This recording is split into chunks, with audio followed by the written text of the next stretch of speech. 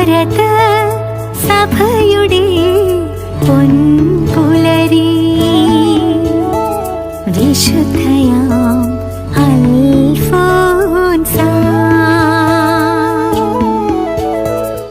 പ്രിയപ്പെട്ടവരെ, തലശ്ശേരി അതിരൂപതയിലെ മേരിഗിരി ഫൊറോനയിലെ ദൈവകരുണയുടെ മാതാവിൻ്റെ പൂന്തോട്ടം എന്ന പേരിലൊരു ആധ്യാത്മിക സെൻറ്റർ ഉണ്ട്.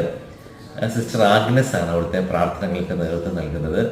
ഈ സെൻറ്ററിൻ്റെ ഒരു പ്രത്യേകത ഒരു അൽഫോൻസിയൻ സ്പിരിച്വാലിറ്റിക്ക് പ്രാധാന്യം കൊടുത്തുകൊണ്ടുള്ള പ്രാർത്ഥനയും ധ്യാനവും ഒക്കെയാണ് അവിടെ നടക്കുന്നത്. കഴിഞ്ഞ 9 ദിവസങ്ങളായി അൽഫോൻസാമ്മയുടെ ജനനത്തിരുനാൾ ഒരുക്കമായിട്ടുള്ള പ്രത്യേക പ്രാർത്ഥനയാണ് നടന്നുകൊണ്ടിരുന്നത്. ഇന്ന് അൽഫോൻസാമ്മയുടെ ജനനത്തിരുനാളാണ്. സാധാരണ വിശുദ്ധരുടെ മരണത്തിരുനാളാണ് നമ്മൾ അവരുടെ തിരുനാളായിട്ട് ആഘോഷിക്കുന്നതെങ്കിലും അൽഫോൻസാമ്മയുടെ ഒരു പ്രത്യേക പ്രാധാന്യം പരിഗണിച്ചുകൊണ്ട് അൽഫോൻസാമ്മയുടെ ജനനത്തിന് വേണ്ടി പ്രാർത്ഥിച്ചൊരുങ്ങുകയായിരുന്നു. നമുക്കറിയാം, നമ്മുടെ ആത്മീയതയിൽ വലിയ സ്വാധീനം ചെലുത്തിയ ആളാണ് അൽഫോൻസാമ്മ. സഹനത്തിൻ്റെ പുത്രി എന്നറിയപ്പെടുന്നു. സഹനം ദൈവത്തിലേക്കുള്ള വഴിയാണെന്ന് അൽഫോൻസാമ്മ പഠിപ്പിക്കുകയാണ്. പ്രത്യേകിച്ച് നമ്മുടെ ജീവിതത്തിൻ്റെ പശ്ചാത്തലങ്ങളിൽ ഒരുപാട് കഷ്ടപ്പെട്ടും ജീവിതത്തിൻ്റെ പല വഴിക്കുള്ള ത്യാഗങ്ങൾ അനുഭവിച്ച് ജീവിക്കുമ്പോൾ അതിലെല്ലാം ഒരു ആത്മീയതയുടെ ഒരു തലമുണ്ട്. നമ്മുടെ സാധാരണ ജീവിതത്തിൻ്റെ സഹനാനുഭവങ്ങൾ സ്വർഗത്തിലേക്ക് കയറാനുള്ള പടികളാണ് എന്നൊരു വലിയ ദർശനം അൽഫോൻസാമ്മ നമുക്ക് നൽകുന്നുണ്ട്. അൽഫോൻസാമ്മയുടെ ജീവിതത്തിൻ്റെ സഹന വഴികളെല്ലാം നമ്മൾ ധ്യാനിച്ചിട്ടുണ്ട്. ഒരു സഹനവും വെറുതെയല്ല. വാസ്തവത്തിൽ ക്രിസ്തീയ ഈശോയുടെ ദർശനങ്ങളുടെ ഒരു മർമ്മം ഈ സഹനത്തിലൂടെ ഉള്ള സ്നേഹമാണ്. ഈശോ കുരിശിൽ സഹിച്ചാണ് നമ്മളെ വീണ്ടെടുത്തത്, സ്നേഹിച്ചത്.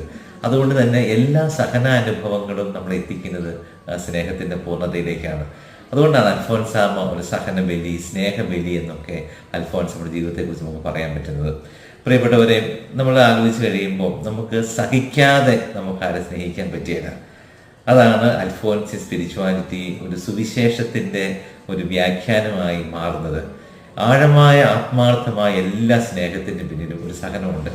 ഈശോ പഠിപ്പിച്ചത് അങ്ങനെയാണല്ലോ, സ്നേഹത്തിന് വേണ്ടി ജീവൻ ബലി കഴിക്കുന്നതിനേക്കാൾ വലിയ സ്നേഹമില്ല. അതുകൊണ്ട് തന്നെയാണ് നമുക്ക് ഈ സഹനത്തെ മാറ്റി നിർത്തിക്കൊണ്ട് ഒരു സ്നേഹത്തിൻ്റെ വഴി നടക്കാൻ പറ്റിയില്ല.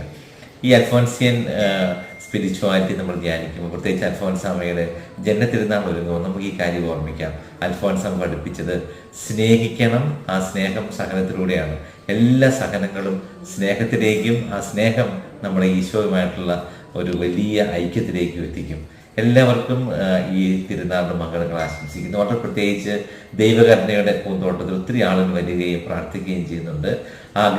സിസ്റ്റർ ആഗ്നസിൻ്റെ ഒരു ആത്മീയ ചൈതന്യം, കൂടുതൽ തീഷ്ണതയോടെ ത്യാഗത്തോടെയുള്ള പ്രാർത്ഥനയൊക്കെ നമ്മുടെ ആ ദേശത്തിന് ഒരു അനുഗ്രഹമായി മാറട്ടെ. ധാരാളം ആളുകളെ അൽഫോൻസാമ്മയുടെ ഒരു ആത്മീയ വഴിയിലേക്ക് എത്താനിടയാകട്ടെ എന്ന് ആശംസിക്കുന്നു.